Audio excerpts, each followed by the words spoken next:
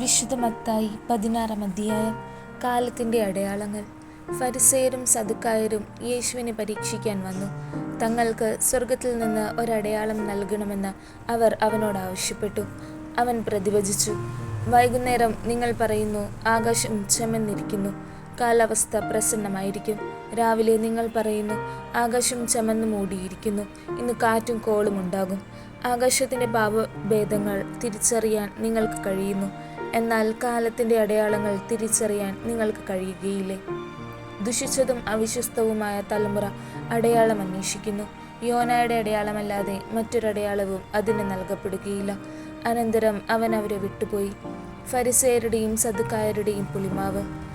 മറുകരയിലേക്ക് പോകുമ്പോൾ അപ്പമെടുക്കാൻ ശിഷ്യന്മാർ മറന്നിരുന്നു.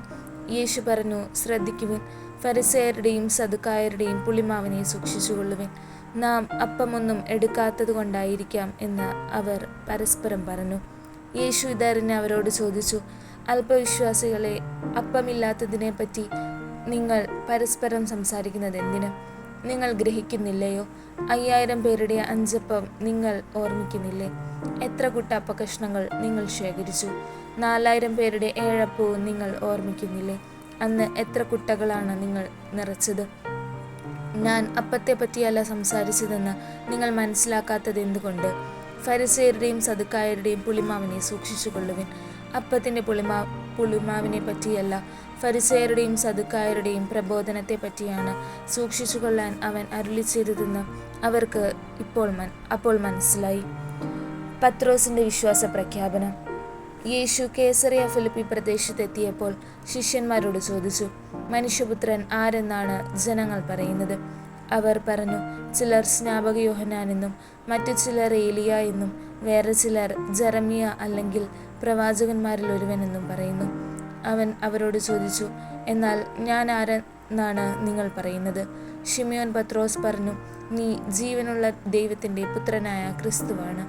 യേശു അവനോട് അരുളി ചെയ്തു, യോനായുടെ പുത്രനായ ശിമയോനെ, നീ ഭാഗ്യവാൻ. മാംസരക്തങ്ങളല്ല, സ്വർഗസ്ഥനായ എൻ്റെ പിതാവാണ് നിനക്കിത് വെളിപ്പെടുത്തി തന്നത്.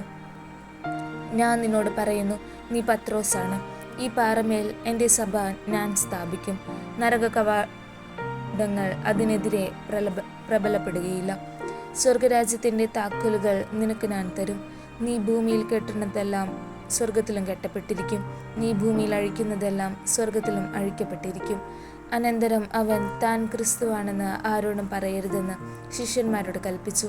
പീഡാനുഭവവും ഉത്ഥാനവും 1-ാം പ്രവചനം.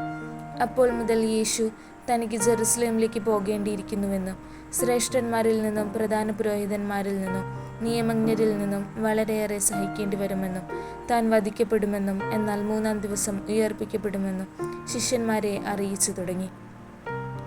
പത്രോസ് അവനെ മാറ്റി നിർത്തി തടസ്സം പറയാൻ തുടങ്ങി. ദൈവം കനിയട്ടെ, കർത്താവെ, ഇതൊരിക്കലും നിനക്ക് സംഭവിക്കാതിരിക്കട്ടെ. യേശു തിരിഞ്ഞ് പത്രോസിനോട് പറഞ്ഞു, സാത്താനെ, എൻ്റെ മുമ്പിൽ നിന്ന് പോകൂ, നീ എനിക്ക് പ്രതിബന്ധമാണ്. നിന്റെ ചിന്ത ദൈവികമല്ല, മാനുഷികമാണ്.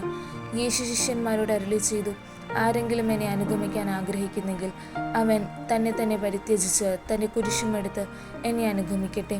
സ്വന്തം ജീവൻ രക്ഷിക്കുവാൻ ആഗ്രഹിക്കുന്നവൻ അത് നഷ്ടപ്പെടുത്തും. എന്നാൽ ആരെങ്കിലും എനിക്ക് വേണ്ടി സ്വജീവൻ നഷ്ടപ്പെടുത്തിയാൽ അവൻ അത് കണ്ടെത്തും. ഒരുവൻ ലോകം മുഴുവൻ നേടിയാലും സ്വന്തം ആത്മാവിനെ നഷ്ടപ്പെടുത്തിയാൽ അവൻ എന്ത് പ്രയോജനം? ഒരുവൻ സ്വന്തം ആത്മാവിന് പകരമായി എന്തു കൊടുക്കും? മനുഷ്യപുത്രൻ സ്വപിതാവിൻ്റെ മഹത്വത്തിൽ തൻ്റെ ദൂതന്മാരോടൊത്ത് വരാനിരിക്കുന്നു. അപ്പോൾ അവൻ ഓരോരുത്തർക്കും തങ്ങളുടെ പ്രവൃത്തിക്കനുസരിച്ച് പ്രതിഫലം നൽകും. മനുഷ്യപുത്രൻ തൻ്റെ രാജ്യത്തിൽ വരുന്നത് ദർശിക്കുന്നതിന് മുമ്പ് ഇവിടെ നിൽക്കുന്നവരിൽ ചിലർ മരിക്കുകയില്ലെന്ന് സത്യമായി ഞാൻ നിങ്ങളോട് പറയുന്നു.